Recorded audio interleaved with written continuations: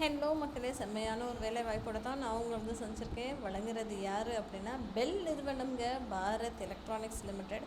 இவங்க Indian government கீழே ஒரு அண்டர்டேக்கிங்காக தான் வராங்க. ஓகேங்களா?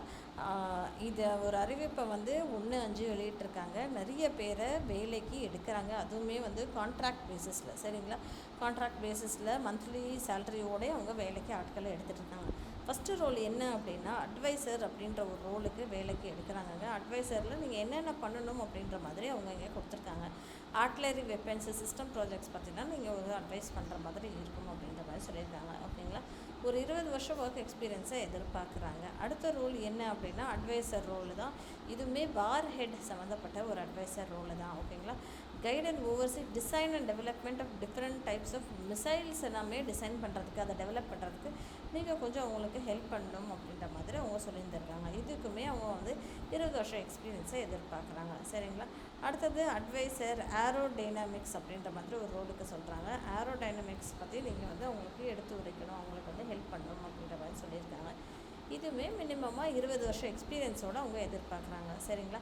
ஸோ இது கம்ப்ளீட்டாக கான்ட்ராக்ட் பேசிஸ் ஜாப்புங்க. ஒரே ஒரு வருஷத்துக்கான கான்ட்ராக்டு தான். மேக்ஸிமமாக 62 வயசு வரைக்குமே இதுக்கு நீங்கள் அப்ளை பண்ணலாம். சரிங்களா? குவாலிஃபிகேஷன் என்ன அப்படின்னா பிடெக் மெக்கானிக்கல் இன்ஜினியரிங் படிச்சிருக்கணும் அப்படின்ற மாதிரி சொல்லியிருக்காங்க. எல்லா வேலைக்குமே அதே மாதிரி இன்னொரு ரோலுக்கு ஏரோடைனமிக்ஸ்க்கு பிடெக் ஏரோநாட்டிக்கல்ஸோ இல்லை ஏரோஸ்பேஸில் படிச்சிருந்தா பெட்டர் அப்படின்ற மாதிரி அவங்க சொல்லியிருந்திருக்காங்க. ஓகேங்களா? சேல்ரி தான் செம்ம சேல்ரிங்க. ஓகேங்களா?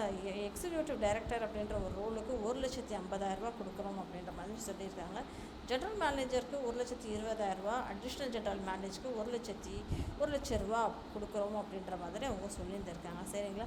ஸோ ஹைப்ரிட் மாடலில் தான் ஒர்க் பண்ணுற மாதிரி இருக்கும். ஒரு மாதத்துக்கே நீங்கள் 8 நாள் வேலைக்கு பெங்களூருக்கு வந்தால் போதும், மற்ற நேரமெல்லாம் நீங்கள் வீட்டில் இருந்து ஒர்க் பண்ணால் போதும் அப்படின்ற மாதிரி தான் அவங்க சொல்லியிருந்திருக்காங்க. சரிங்களா மக்களே?